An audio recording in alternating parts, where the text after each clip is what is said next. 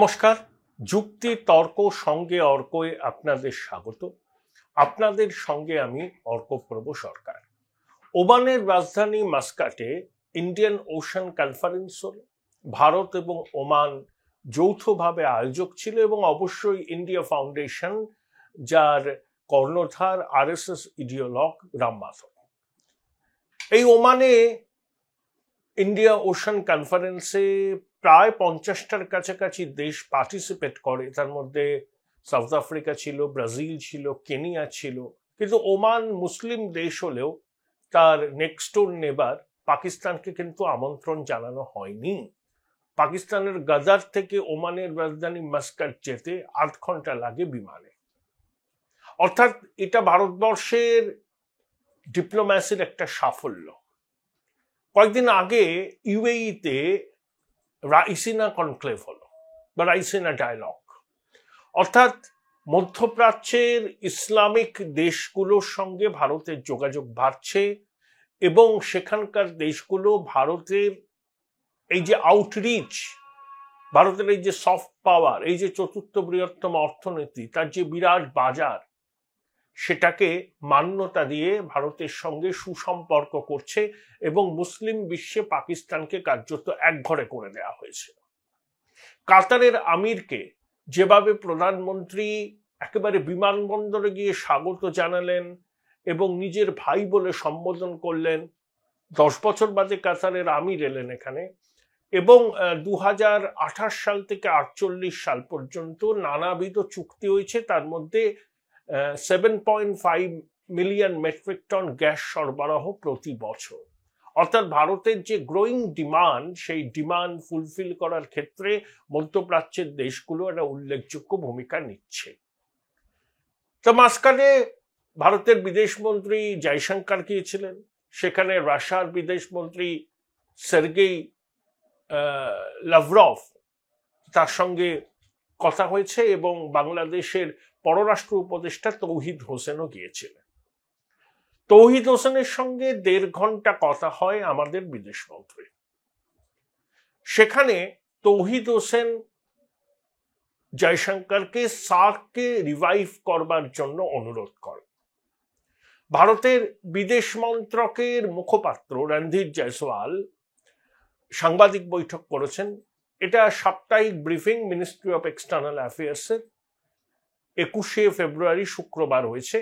সেখানে সাংবাদিকদের প্রশ্নের উত্তরে আমাদের পররাষ্ট্র দপ্তরের মুখপাত্র বলেছেন যে বাংলাদেশকে মনে রাখতে হবে সন্ত্রাসবাদ কোনো স্বাভাবিক জিনিস নয়, এটাকে তারা যেন জল ভাতের মতো বিষয় বলে না ভাবে, এবং সার্কের পুনরুজ্জীবনের যে দাবি বাংলাদেশ করেছে ভারত সেটা ফুৎকারে উড়িয়ে দিয়েছে। ভারতের বক্তব্য, নাম না করে, সার্ক গোষ্ঠীভুক্ত একটি দেশ আছে যারা জঙ্গি রাষ্ট্র, যারা ভারতকে রক্তাক্ত করার সবসময় চেষ্টা করে। একদিকে সন্ত্রাসবাদ, পাশাপাশি আলোচনা, দুটো চলতে পারে না। আপনাদের মনে আছে 2016 সালে উড়িতে পাক জঙ্গিরা হামলা চালিয়েছিল সেনাঘাঁটিতে। 2016 সালে সার্কের সম্মেলন হওয়ার কথা ছিল ইসলামাবাদে, ভারত যায়নি। তারপর থেকে সার্ক কার্যত ডিফাঙ্ক্ট হয়ে যায়। 2014 সালে কাঠমান্ডুতে শেষবারের মতো সার্কের সম্মেলন হয়। অর্থাৎ যে জঙ্গি রাষ্ট্র পাকিস্তানের সঙ্গে ভারত যে কোনো রকম মঞ্চ শেয়ার করবে না, এটা দর্থহীন ভাষায় জানিয়ে দিয়েছে। আর সার্ক যদি ডিফাঙ্ক্ট হয়েও যায় আমাদের অসুবিধা নেই, আমরা বিমস্টেকের সদস্য। তো বিমস্টেকে তো বাংলাদেশও আছে। এই তো বিমস্টেকের সম্মেলন হবে থাইল্যান্ডে এপ্রিল মাসের প্রথম সপ্তাহে। সেখানে তো প্রধানমন্ত্রী নরেন্দ্র মোদী যাওয়ার সম্ভাবনা আছে, প্রফেসর ইউনূসও তো সেখানে যাবেন। তাই পাকিস্তান যতদিন না পর্যন্ত সন্ত্রাসকে মদদ দেয়া বন্ধ করবে, ততদিন পর্যন্ত কোনো রকম পাকিস্তান যেখানে থাকবে সেখানে আলোচনা হবে না। এটা তৌহিদ হোসেনকে দর্থহীনভাবে জানিয়ে দেওয়া হচ্ছে। আসলে আন্তর্জাতিক খ্যাতিসম্পন্ন বাটপার ইউনূস পাকিস্তান প্রেমে ডগমগ। পাকিস্তান তো মুক্তিযুদ্ধের মাধ্যমে সৃষ্টি যে বাংলাদেশ, সেটা পাকিস্তানের কাছে একটা গভীর ক্ষত। সেই ক্ষত তারা ভুলতে পারছে না। এবং যতদিন শেখ হাসিনা বাংলাদেশের শাসন ক্ষমতায় ছিলেন, পাকিস্তান বাংলাদেশে দাঁত ফোটাতে পারেনি। এখন শেখ হাসিনা বাংলাদেশে নেই, ইউনূস ক্ষমতায়, তাকে সমর্থন করছে জঙ্গি জিহাদিরা, বৈষম্য বিরোধী ছাত্ররা, জামাতে ইসলামী, হেফাজতে ইসলাম, হিজবুত তাহরির প্রমুখ। এরা ঘোষিতভাবে মুক্তিযুদ্ধ বিরোধী শক্তি। এরা মনে করে যে বাংলাদেশের সৃষ্টি জিন্নাত জিজাতি তত্ত্বের মূলে কুঠারাঘাত। সেই জন্য ঢাকা প্রেস ক্লাবে সাড়ম্বরে জিন্নাত জন্মদিন মৃত্যুদিন পালন করা হয়। এবং বঙ্গবন্ধুর ৩২ নম্বর ধানমন্ডির ঐতিহাসিক বাসভবন যখন ভেঙে দেওয়া হয়, তখন ইউনূসের সরকার নীরব দর্শকের ভূমিকা পালন করে। তারপর অনাকাঙ্ক্ষিত অনভিপ্রেত ঘটনা উল্লেখ করেও এটার নিন্দা কিন্তু তারা করেনি। শোনা যাচ্ছে যে জঙ্গি জিহাদিরা টুঙ্গিপাড়ায় বঙ্গবন্ধুর সমাধি ভাঙার পরিকল্পনা করছে। তাহলে পাকিস্তানের সঙ্গে যখন এত দহরম বহরম, ইউনূস পাকিস্তানের কোলে উঠে বসেছেন। তিনি ৬ মাস হলেও ক্ষমতায় এসেছেন, যদিও অসাংবিধানিক, অনির্বাচিত। তার মধ্যে দুবার শাহবাজ শরীফের সঙ্গে দেখা করেছেন। পাকিস্তানের বিদেশমন্ত্রী ইশাক দারের ফেব্রুয়ারিতে ঢাকা সফর করার কথা ছিল। জানি না শেষ পর্যন্ত সেই সফরের ভবিষ্যৎ কি। ইউনূস বিভিন্ন মহলে সার্কের পুনরুজ্জীবনের কথা বলছেন। তাই ইউনূসের কথার প্রতিধ্বনি শোনা গেছে ওদের পররাষ্ট্র উপদেষ্টা তৌহিদ হোসেনের গলায়। কিন্তু আমাদের বিদেশমন্ত্রী এস জয়শঙ্কর স্পষ্ট জানিয়ে দিয়েছেন যে পাকিস্তান একটি জঙ্গি রাষ্ট্র, তারা ভারতকে রক্তাক্ত করার নিরন্তর প্রয়াস করছে। তাই পাকিস্তান যেখানে আছে সেখানে ভারত কিভাবে পার্টিসিপেট করবে। অর্থাৎ সার্কের সলিল সমাধি হয়েছে, ইউনূসের এই আকাঙ্ক্ষা পূরণ হবে না। এবং একই সঙ্গে জয়শঙ্কর কিন্তু দর্থহীন ভাষায় কড়া বার্তা দিয়েছেন ঢাকাকে, যে আইএসআই এর ডিজি বাংলাদেশ ঘুরেছিলেন, লালমনিরহাটে গিয়েছিলেন, আনসারুল্লাহ বাংলার জসিমউদ্দিন রহমানি ছিলেন। চিকেন নেকের অদূরে লালমনিরহাটে একটা পরিত্যক্ত এয়ার স্ট্রিপ আছে, সেটা সংস্কার করে পাকিস্তান থেকে যুদ্ধ বিমান এনে সেখানে মোতায়েন করতে চায় বাংলাদেশ। জসিমউদ্দিন রহমানিকে মুক্তি দিয়েছে অন্তর্বর্তী সরকার, আরো অনেক জঙ্গি জিহাদিকে। তারা প্রকাশ্যে ভারত বিরোধী হুঙ্কার দিচ্ছে, চিকেন নেককে আক্রমণ করার হুমকি দিচ্ছে। তার সঙ্গে আইএসআই এর ডিজির বৈঠক হয়েছে। নিশ্চয়ই কোনো নীল নকশা তৈরি হয়েছে সন্ত্রাসবাদী কাজকর্মে, এবং বাংলাদেশের মাটিকে পাকিস্তান ব্যবহার করতে চাইছে ভারত বিরোধী জঙ্গি কার্যকলাপের জন্য, এটা আমরা জানি। তাই আমরা বাংলাদেশকে কঠোর বার্তা দিয়েছি যে কোনো অবস্থাতেই এটা আমরা টলারেট করব না। জঙ্গিবাদকে বাংলাদেশ যদি সমর্থন করে, তার পরিণাম বাংলাদেশের পক্ষে ভালো হবে না। সার্জিক্যাল স্ট্রাইকের কথা মনে আছে তো? আশা করি বাংলাদেশ এটা জানে এবং ভুলবেও না কোনোদিন। পাকিস্তান তো জানে। তাই জঙ্গিবাদ পাকিস্তান করছে, করুক, তা সত্ত্বেও আলোচনা হবে, সার্কের রিভাইভাল হবে, এগুলো চলতে পারে না। পাকিস্তানের কোলে উঠে আপনি যদি নাচতে চান প্রফেসর ইউনূস, তাহলে ভারতের সঙ্গে আপনাদের সম্পর্ক কোনো দিন ভালো হবে না। আমরা পাকিস্তানকে যেভাবে ট্রিট করি, সেরকম পরিস্থিতি হলে বাংলাদেশকেও আমরা পাকিস্তানের সঙ্গে এক বন্ধনীতে রাখবো। এখনই অতটা কড়া অবস্থান নয়াদিল্লি নিতে চায় না। তারা ওয়েট অ্যান্ড ওয়াচ পলিসিতে বিশ্বাসী, দেখতে চায়। এই যে ২১ আন্তর্জাতিক ভাষা দিবসে ইউনূস যে অসভ্যতা করেছেন, ওর তো ক্ষমা চাওয়া উচিত বাংলাদেশের মানুষের কাছে। ৩০ লক্ষ মানুষের রক্তের বিনিময়ে, মাতৃশক্তির সম্ভ্রমের বিনিময়ে যে স্বাধীনতা অর্জিত হয়েছে, সেই স্বাধীনতাকে ইউনূস অসম্মান করছেন, অস্বীকার করছেন। লোক দেখানো যাচ্ছেন শহীদ বেদিরে পুষ্পস্তবক দিতে, কিন্তু তিনি রাষ্ট্রপতিকে যেভাবে অপমান করেছেন শাহাবুদ্দিনকে, সেটা কিন্তু কোনো মুক্তিযুদ্ধ আদর্শ যারা ধারণ করেন বাংলাদেশে, তারা কিন্তু এটাকে ভালোভাবে নেবেন না এবং ক্ষমাও করবেন না। রাষ্ট্রপতি আওয়ামী লীগের মনোনীত ছিলেন, কিন্তু তিনি সাংবিধানিক পদে আসীন।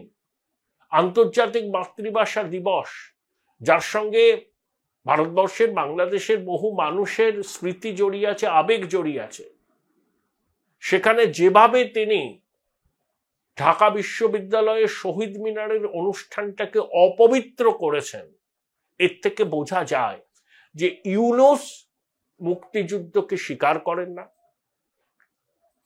ভাষা আন্দোলনকে স্বীকার করেন না, এবং বাংলাদেশের স্বাধীন অস্তিত্বকেও তিনি কতটা মন থেকে ধারণ করেন তা নিয়ে আমার বিস্তর সন্দেহ আছে। পাকিস্তানের সঙ্গে মাখামাখি ইউনূস করছেন, যে পাকিস্তান ৭১ সালের গণহত্যার জন্য এখনো কি বাংলাদেশের মানুষের কাছে ক্ষমা চেয়েছে? Join Indian Institute of Hotel Management now. Right choice, right decision. ক্ষমা তো চায়নি। সেই পাকিস্তানের সঙ্গে ইউনূস মাখামাখি করছেন।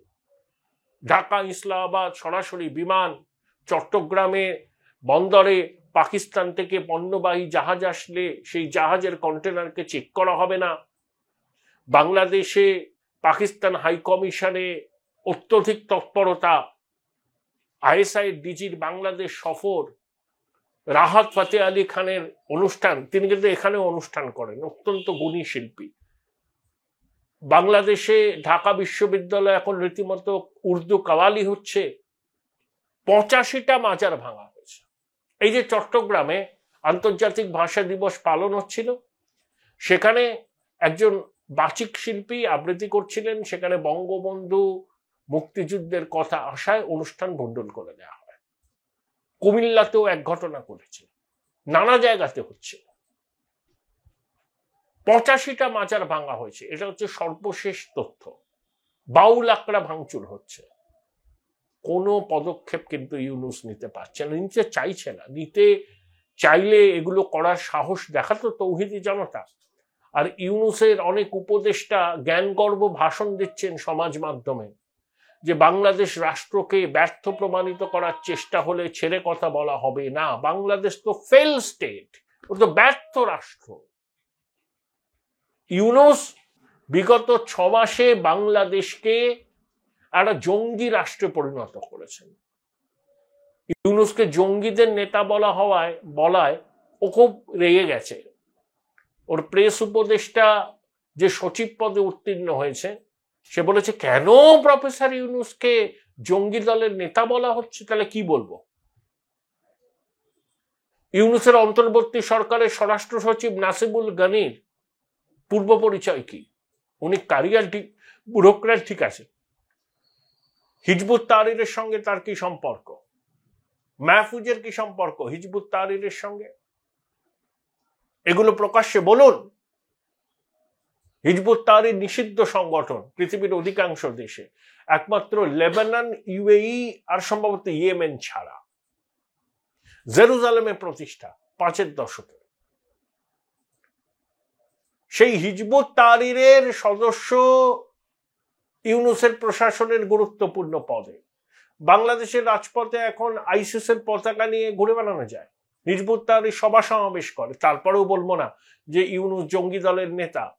পাকিস্তানের পদাঙ্ক অনুসরণ করে এটা জঙ্গি রাষ্ট্রে রূপান্তরিত হতে চলেছে, এ তো বলতেই হবে, না বললে কি করে হবে? এই যে আয়নাঘর পরিদর্শন করার পর ইউনূস সংবাদ মাধ্যমকে কি বলেছিলেন জানেন? আইয়ামে জাহেলিয়া। আইয়ামে জাহেলিয়া আরবি শব্দ। এই আইয়ামে জাহেলিয়ার অর্থ হচ্ছে ইসলামের আগের অন্ধকার যুগ। ইউনূস কিন্তু বাংলাদেশকে সেই অন্ধকার যুগে নিয়ে যাচ্ছেন। অর্থাৎ আইয়ামে জাহেলিয়া ইউনূসের সময়কালেই হয়েছে এবং হয়ে চলেছে। পাকিস্তানের সঙ্গে মাখামাখি করার ফল কিন্তু ভালো হবে না। এই যে লস্করে তৈবার প্রতিষ্ঠাতা হাফিজ সৈয়দ, তার জামাই, সে একটা পলিটিক্যাল উইং চালায় লস্করের। রহস্যজনকভাবে পাকিস্তানে সে মারা গেছে। আসলে উপরওয়ালা না অনাচার অত্যাচারকে বেশি দিন প্রশ্রয় দেয় না, এটাই বাস্তব, জানেন। আর ট্রাম্প তো বাংলাদেশটাকে আউটসোর্স করে দিয়েছেন নরেন্দ্র মোদীকে। কেন করেছেন? অনেকে বলছেন হাই বাংলাদেশ কি আমেরিকার এক্সটেনশন, আমেরিকার অধীনে বাংলাদেশ, তাহলে মোদিজিকে দিয়েছেন মানে? ট্রাম্প বলেছেন যে র্যাডিক্যাল ইসলামের বিরুদ্ধে আমাদের যে লড়াই, বিশ্বের যে লড়াই, তাতে নরেন্দ্র মোদী গুরুত্বপূর্ণ সহযোগী। আমাদেরও তো লড়াই র্যাডিক্যাল ইসলামের বিরুদ্ধে, তাহলে বাংলাদেশে তখন র্যাডিক্যাল ইসলামের বাড়াবাড়ি ঘটনা বলেই প্রমাণ করছে। এ কোনো বানানো কাজকবি গল্প নয়। সংখ্যালঘুরা দ্বিতীয় শ্রেণীর নাগরিক, মাজার ধ্বংস, বাউল আখড়া ধ্বংস, নির্বিচারে বিনা বিচারে লোকজনকে আটক করা হচ্ছে, মব রুল চলছে, মবের মুলুক চলছে, এই তো চলছে, আর তো কিছু নয়। বিদেশি বিনিয়োগ নেই, বস্ত্র শিল্প ঢুকছে, বিদেশি মুদ্রার ভান্ডার সংকুচিত হচ্ছে। এরপরে তো গরমের সময় আসছে, বাংলাদেশ তো অন্ধকারে ডুবে যেতে পারে। এবং তার মধ্যে জঙ্গি জিহাদিদের আস্ফালন, পাকিস্তানের কোলে চড়ে বসা এবং আইএসআই এর ডিজিকে রেড কার্পেট পেতে অভ্যর্থনা জানিয়েছে ইউনূসের অন্তর্বর্তী সরকার। এবং বাংলাদেশ মিলিটারির একটা দল চলে গেছে ইসলামাবাদে, সেখানে পাকিস্তানের সেনানায়কদের সঙ্গে বৈঠক করেছে। চক্রান্ত হচ্ছে না, ভারতকে রক্তাক্ত করবেন, চেষ্টা করে দেখুন, পরিণতি ভয়ঙ্কর হবে, ভয়ঙ্কর। ট্রাম্প এটাই বলেছেন যে র্যাডিক্যাল ইসলাম, সেটাকে রুখতে হবে, নরেন্দ্র মোদী তার সহযোগী। এবং বাংলাদেশের র্যাডিক্যাল ইসলামের তো মাথাচাড়া দিয়েছে, ওর তো জঙ্গি রাষ্ট্র, তাহলে তো একসঙ্গে আমরা লড়ব। দেখুন, রাশিয়া ইউক্রেন যুদ্ধ থামাতে ট্রাম্প মধ্যস্থতা করছেন, অবশ্যই করছেন, হয়তো সফলও হবেন। ইউক্রেনকে তার ল্যান্ড কনসিড করতে হবে। একদিকে যখন রাশিয়া ইউক্রেন যুদ্ধ থামাবার চেষ্টা করছেন ট্রাম্প, অন্যদিকে আমেরিকার বিদেশ সচিব মার্কো রুবিও একটা অন্যরকম পদক্ষেপ করেছেন। আমেরিকার স্টেট ডিপার্টমেন্টের ফ্যাক্ট শিটে তাইওয়ান সম্পর্কে অবস্থান বদল করা হয়েছে। আগে কি বলা হতো? We do not support Taiwan's independence. সেই লাইনটা চলে গেছে, উঠে গেছে। এটাও আগে বলা ছিল যে চীন তাইওয়ানকে আক্রমণ করলে আমেরিকা তাইওয়ানের পাশে দাঁড়াবে, কিন্তু অ্যাম্বিগুইটি ছিল কিভাবে পাশে দাঁড়াবে, ডিপ্লোম্যাটিক্যালি নাকি অস্ত্রশস্ত্র দিয়ে সহায়তা করবে, সেই অ্যাম্বিগুইটিটা আস্তে আস্তে কাটছে। We do not support Taiwan's independence, এই বাক্যটাকে উঠিয়ে দেওয়া হয়েছে। প্রতিদিনই দেখবেন তাইওয়ান প্রণালীতে চীনের যুদ্ধ জাহাজ, চীনের বিমান বাহিনী প্রায় তাইওয়ানে ঢুকে পড়ে। আমেরিকার এই পদক্ষেপ স্পষ্ট যে তাইওয়ানে চীনের যে আগ্রাসন, সেটা আমেরিকা মেনে নেবে না। আমরা ওয়ান চায়না পলিসির সমর্থক, আমরাও সমর্থক, আমেরিকাও সমর্থক, কিন্তু তাইওয়ান চীনের অবিচ্ছেদ্য অঙ্গ কে বলল? তাইওয়ানকে 11টা রাষ্ট্র সমর্থন করে, স্বীকৃতি দেয় পৃথিবী। এই যে উহানে যে কোভিড ব্রেক করেছিল, সেটা তাইওয়ানের কাছ থেকে আমরা জেনেছিলাম। তারপরে তাইওয়ান হুর সদস্য পদ চেয়েছিল, কিন্তু চীনের আপত্তিতে হয়নি। ট্রাম্প প্রশাসন বলছেন যে তাইওয়ানকে বিভিন্ন আন্তর্জাতিক মঞ্চের সদস্য করার উদ্যোগ তারা নেবে এবং একই সঙ্গে সমরাস্ত্র দিয়েও তাইওয়ানকে সুরক্ষিত করার চেষ্টা করবে ট্রাম্প প্রশাসন। দেখুন, Pentagon project, Pentagon houses Americas defence ministry, ওরা একটা চিপের কি বলবো ইনোভেশন আপগ্রেডেশন করছে, তাতে তাইওয়ান সহযোগী। অর্থাৎ আমেরিকা তাইওয়ানের সম্পর্ক ঘনিষ্ঠ হচ্ছে। চীন খুব শার্পলি রিয়াক্ট করেছে, বলছে চীনকে কন্টেইন করার জন্য তাইওয়ানে আমেরিকা যে কাণ্ড কারখানা করছে সেটা ওয়ান চায়না পলিসির বিরুদ্ধে। অর্থাৎ চীনকেও কিন্তু বার্তা দিচ্ছে আমেরিকা, বাংলাদেশের জঙ্গি জিহাদিদেরও বার্তা দিচ্ছে আমেরিকা, এবং সেখানে ভারত সহযোগিতা করছে। অর্থাৎ ট্রাম্প নরেন্দ্র মোদীর চোখ দিয়ে বাংলাদেশকে দেখবে।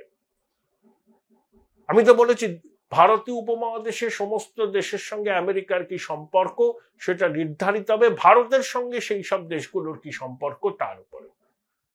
তাই শুধু ইউনূস যদি ভাবে যে সন্ত্রাসবাদ একটা স্বাভাবিক জিনিস, জলভাতের মতো ব্যাপার, খুব ভুল করছেন, খুব ভুল করছেন।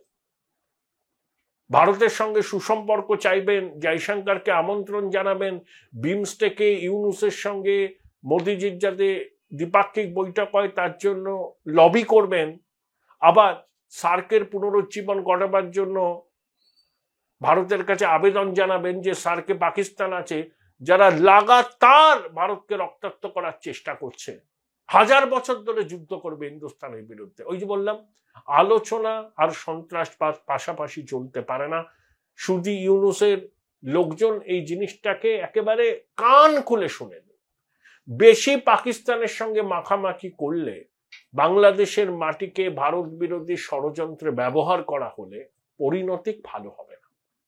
আমরা মজবুত সম্পর্ক চাই, আমরা বাংলাদেশের সঙ্গে সোনালী সম্পর্ক চাই, কিন্তু এক হাতে তালি বাজবে না। ইউনূসকেও স্বীকার করতে হবে যে ভুল করেছেন, এবং পাকিস্তানের মদতে ভারতে অস্থিরতা তৈরি করার চেষ্টা যদি জঙ্গি জিহাদিরা নেয়, তার বিরুদ্ধে ইউনূস প্রশাসনকে ব্যবস্থা নিতে হবে। কেন 18 জন কুখ্যাত জঙ্গিকে ছেড়ে দেওয়া হয়েছে? কেন জসিমউদ্দিন রহমানিকে ছেড়ে দেওয়া হয়েছে? কেন সংখ্যালঘুরা আক্রান্ত হবেন? কেন ধৈরা একটা ইস্কন্দর ধৈরা জবাই করে এগুলো শুনতে হবে? প্রশাসন নীরব দর্শক থাকবে? কেন 32 নম্বর ধানমন্ডি যখন ভেঙে গুড়িয়ে দেওয়া হলো, তখন পুলিশ, সেনা, যৌথ বাহিনী নীরব দর্শকের ভূমিকা পালন করেছিল? এই প্রশ্নের জবাব দিতে হবে শুধু ইউনূসকে।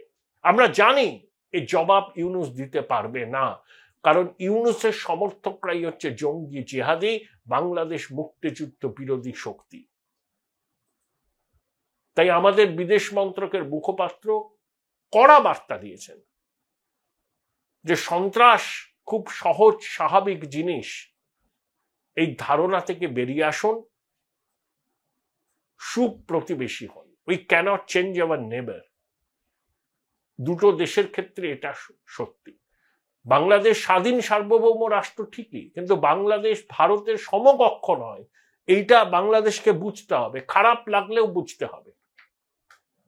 ভারতের সামরিক শক্তি, অর্থনৈতিক শক্তি, demographic dividend, vibrant democracy, Bangladesh 500 বছরে ভারতের সমকক্ষ হতে পারবে না। হ্যাঁ, স্বাধীন সার্বভৌম দেশ, সম্মান দিয়ে সবকিছু হবে, কিন্তু বাংলাদেশ কখনো যেন ভারতের সমকক্ষ হিসাবে নিজেদের না ভাবে। সেটা ঐতিহাসিক ভুল হবে যদি ভাবে।